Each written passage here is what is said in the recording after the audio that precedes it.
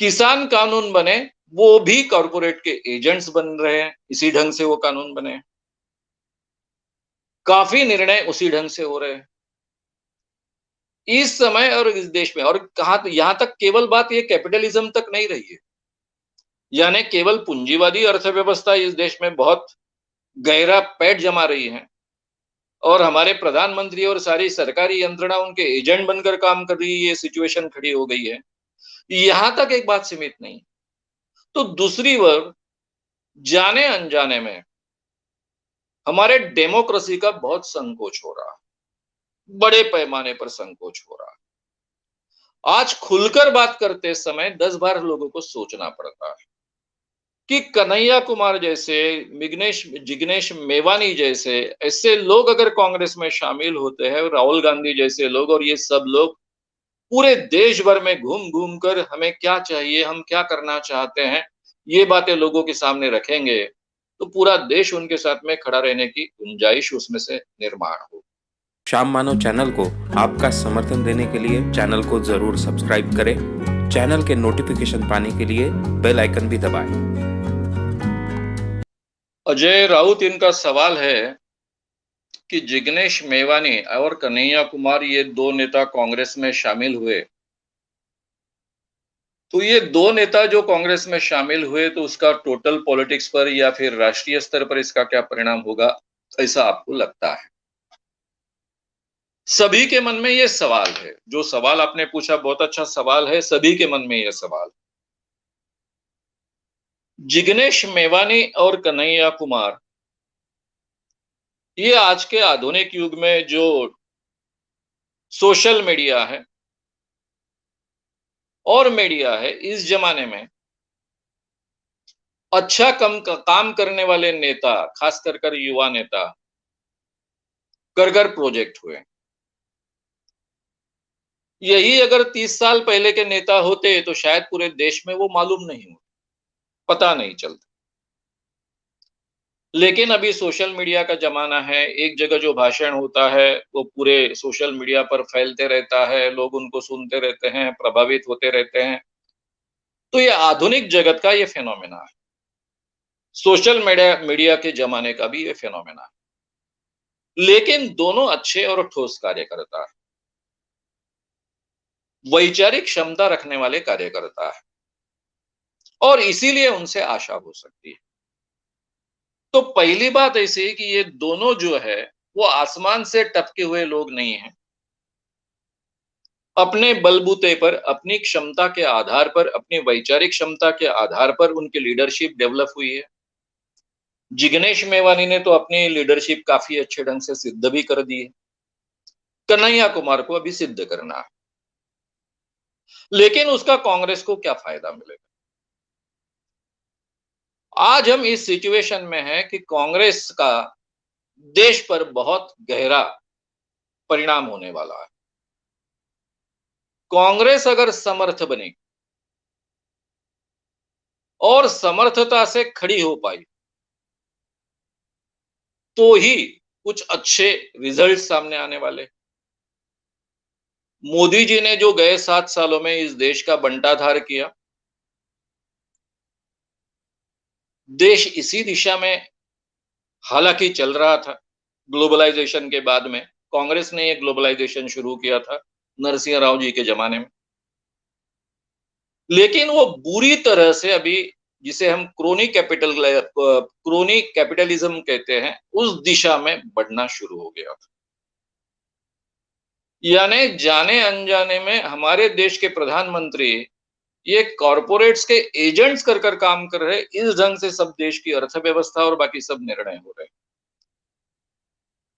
किसान कानून बने, वो भी कॉरपोरेट के एजेंट्स बन रहे हैं, इसी ढंग से वो कानून बने। काफ़ी निर्णय उसी ढंग से हो रहे हैं। इस समय और इस देश में और कहाँ यहाँ तक केवल बात ये कैपिटलिज़्म तक नहीं रही है। यानी केवल पूंजीवादी अर्थव्यवस्था इस देश में बहुत गहरा पैठ जमा रही है और हमारे प्रधानमंत्री और सारी सरकारी यंत्रणा उनके एजेंट बनकर काम कर रही है, ये सिचुएशन खड़ी हो गई है। यहाँ तक एक बात सीमित नहीं। तो दूसरी ओर जाने-अनजाने में हमारे डेमोक्रेसी का बहुत संकोच हो रहा है, बड़े पैमाने पर संकोच हो रहा है। आज खुलकर बात करते समय 10 बार लोगों को सोचना पड़ता है। किसका क्या हो जाएगा इसका कोई भरोसा नहीं। किसको उठाकर जेल में डाल देंगे इसका भरोसा नहीं। जेल में नहीं डालेंगे तो जो यंत्रणाएं हैं, सीबीआई है, ईडी है और क्या-क्या है, वो पीछे आपके लगा देंगे, आपको कई तकलीफें आपको आपके लिए निर्माण कर रख देंगे। इस ढंग का विशेष गवर्नमेंट पहले हुआ। इमरजेंसी के जमाने में इंदिरा गांधी ने जो गलती की, इमरजेंसी लाई, उसके खिलाफ लड़ने वाला मैं कार्यकर्ता हूं। जिस दिन इमरजेंसी डिक्लेयर हुई 25 तारीख को, 26 तारीख को हमने रात को पोस्टर्स लगाए और 27 तारीख को जेल में भी गए। 27 जून 1975 की ये बात। तो इस ढंग से ये होता था उस जमाने में। लेकिन एक बार इंदिरा जी ने जो गलती की वो बाद में उन्होंने रिपीट नहीं की। इंदिरा जी के जमाने में हमारे डेमोक्रेसी का संकोच केवल जो 18 महीने हुआ था इमरजेंसी में, वो छोड़कर कभी संकोच नहीं हुआ। आज तो कोई इमरजेंसी नहीं है, इसके बावजूद एक विचित्र वातावरण पूरे देश में, एक डर का माहौल। एक तरफ चापलूसी का माहौल है, दूसरी तरफ डर का माहौल।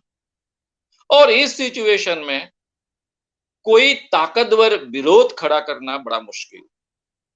सबसे बड़ी आशा है किसान आंदोलन से। किसान आंदोलन जिस ढंग से इस देश में पनप रहा है, बढ़ रहा है, उससे बहुत बड़ी आशा है। दोनों चीजों के लिए आशा है। अर्थव्यवस्था बदलने के लिए आशा है। जो अर्थव्यवस्था बदलेगी और इस देश में 60% से 70% तक के जो लोग अभी दरिद्र बन चुके हैं, तो उनमें कुछ सुधार आने की गुंजाइश उसमें से निर्माण होने वाली है। लेकिन उसके लिए इस देश में गवर्नमेंट बदलना आवश्यक होता है। और गवर्नमेंट बदलने के लिए पॉलिटिकल संगठन होना चाहिए। और किसान आंदोलन ये पॉलिटिकल संगठन बन नहीं सकता है और बनना भी नहीं चाहिए। अगर वो बनेंगे तो फिर आंदोलन रहेगा नहीं, फिर उसमें अलग-अलग चीजें तैयार होते जाएगी। इसलिए ये किसान आंदोलन के कारण जो एक वातावरण पूरे देश में बन रहा है, उसके साथ में बाकी भी समस्याएं, मजदूरों की समस्याएं, वो भी उसके साथ में जुड़ रहे हैं। बाकी जिनकी समस्याएं, बेकारों की समस्या है, बेरोजगारी की बहुत बड़ी समस्या हमारे देश में खड़ी हो चुकी है। पहले से थी लेकिन अभी बहुत ही बढ़ चुकी है। वो भी उसके साथ में खड़े होंगे। और ये सब असंतोष को एक दिशा देने का काम कांग्रेस कर सकती है, क्योंकि कांग्रेस ही दूसरा एक भाजपा के साथ में दूसरी एक पार्टी है जो पूरे देश में फैली हुई। तो इसलिए कांग्रेस में बड़े पैमाने पर ऐसे लोग उसमें शामिल हो कि जिनका प्रभाव देश भर में फैले, इसकी आवश्यकता है। मैं हमेशा कहता हूं कि मुझे राहुल गांधी से काफी आशा है। राहुल गांधी के बारे में बाकी लोग जो भी कहें, पप्पू हैं, अमुक है, तमुक है, कुछ भी कहें, लेकिन मैं तो हमेशा कहता हूं कि उनकी एक विशेषता है कि वो पावर के लिए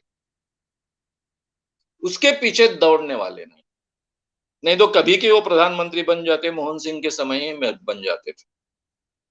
वे कुछ अच्छा करना चाहते हैं उनकी क्षमता के अनुसार।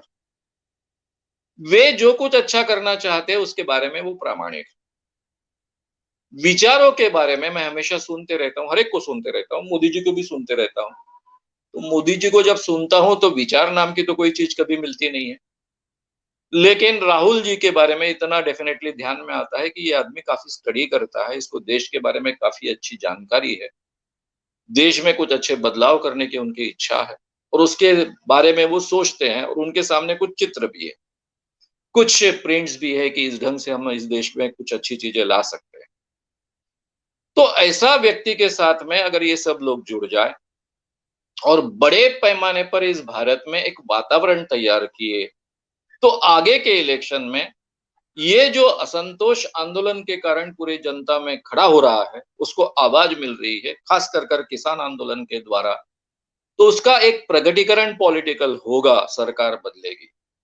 और ये जो सरकार बदलेगी, चाहे वो किसी की भी सरकार आए, वो सरकार जो आएगी, वो पूरे किसान आंदोलन के दबाव के कारण बनी हुई सरकार होने के कारण उसको किसान आंदोलन की बातें सुननी पड़ेगी और राहुल जी के विचारों में उसके लिए काफी नजदीकी है, जगह है। वो किसानों के बारे में बहुत अलग ढंग से सोचते हैं, उनके जो भी भाषण सुनते आए हैं। एक सरकार कर कितना कर पाएंगे, चाहे वो प्रधानमंत्री बने, चाहे कोई भी प्रधानमंत्री बने। प्रधानमंत्री कौन बनता है इससे ज्यादा फर्क नहीं होता है। कौन से पार्टी के कौन सी विचारधारा के आधार पर प्रधानमंत्री काम करता है, इस पर वो डिपेंड होता है।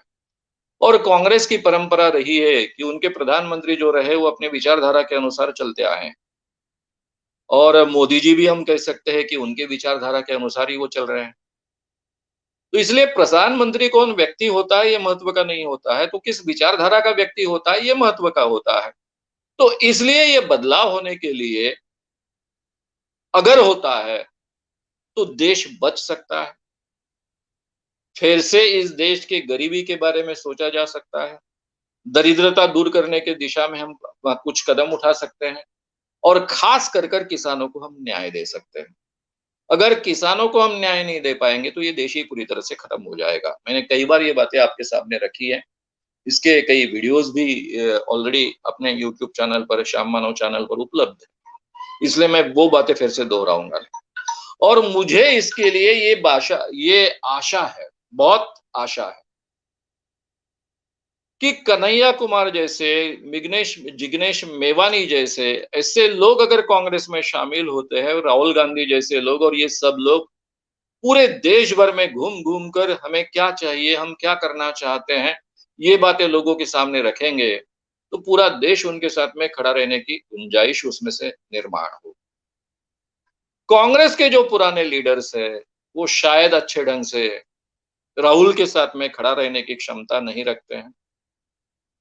उन्होंने काफी सालों तक सत्ता भोगी है, आंदोलन की उनको आदत नहीं है और अभी आंदोलन का जमाना है और आंदोलन करने का मतलब ये नहीं होता है कि हाथ में लठ लेकर चलना है। आज के जमाने में केवल अपनी बात घूम घूम कर कहिए, लोगों के सामने रखिए। सोशल मीडिया होने के कारण, बाकी भी मीडिया उपलब्ध होने के कारण, और सोशल मीडिया काफी ताकतवर दिन ब दिन बन रहा है, इस कारण ये बात लोगों तक बड़े पैमाने पर पहुंचती है और काफी हमारे देश के लोगों के हाथों में मोबाइल आ गया है, स्मार्टफोन आ गया है, तो वो बातें उन तक पहुंचती है। तो इसलिए मुझे कन्हैया कुमार से भी ज्यादा आशा। अच्छे वक्ता है, बात बहुत अच्छे ढंग से रखते हैं, लोगों को अच्छे ढंग से कन्विंस करने का प्रयास करते हैं, लेकिन थोड़ा उनको अपने पर मर्यादा डालना सीखना पड़ेगा। जैसे उनका वक्तव्य था कि हम कांग्रेस बचाने के लिए इसमें आए हैं, तो ये वक्तव्य थोड़ा ठीक नहीं लगता है लोगों को। यानी अकेला कन्हैया कुमार कांग्रेस को बचाएगा, उसमें का पहला हिस्सा बराबर है कि अगर कांग्रेस बचेगी तो देश बच पाएगा, क्योंकि दो ताकतवर पार्टियां तो हर देश में डेमोक्रेसी में चाहिए। अगर ये सिचुएशन नहीं होगी तो यानी जो पार्टी हमेशा चुनकर आएगी उस पर अगर कोई उसको रोकने वाली दूसरी पार्टी नहीं होगी, भाई आप अच्छा काम नहीं करोगे तो आपको बदला जाएगा इसका डर नहीं होगा, तो वो अच्छे ढंग से काम नहीं कर पाएगी। पावर करप्ट इस ढंग से वो करप्ट होते जाएगी। तो इसलिए दो सशक्त पार्टियां होना बहुत आवश्यक होता है कोई भी डेमोक्रेसी में। इसलिए कांग्रेस को मजबूत होना भी आवश्यक है। आज के समय में कांग्रेस के अलावा दूसरी कोई व्यापक देश में पार्टी नहीं है जनता पार्टी के साथ में लड़ सके, बीजेपी के साथ में लड़ सके। इसलिए वो पार्टी मजबूत होना आवश्यक है, यहाँ तक ठीक है। लेकिन कांग्रेस को मजबूत करने के लिए मैं आया हूं ऐसा जब कहा जाता है तो लोगों को लगता है ये बहुत अहम रखता है, अपने आप को क्या समझता है, पॉलिटिक्स में तो एक एमपी कर चुन कर नहीं आ पाया और ऐसी बात करता है। तो थोड़ा भाषा की मर्यादा सीखना पड़ेगा। लोगों को बहुत ज्यादा अहम अच्छा नहीं लगता है, आत्मविश्वास बहुत अच्छा लगता है, लेकिन अहम अच्छा नहीं लगता है। तो थोड़ी ये बातें सीखकर अगर वो आगे चलेंगे तो मुझे ये दोनों लीडर से आशा है। इनके कारण काफी यूथ लीडर्स इसमें शामिल हो गए, जिनमें क्षमता है वो शामिल हो गए और देश का वातावरण बदलेगा और सही माने में ये किसान आंदोलन को जो है एक पॉलिटिकल प्रगटीकरण उसका हो पाएगा। इसलिए मैं इसका स्वागत करता हूँ। श्याम मानव चैनल को आपका समर्थन देने के लिए चैनल को जरूर सब्सक्राइब करें। चैनल के नोटिफिकेशन पाने के लिए बेल आइकन भी दबाएं।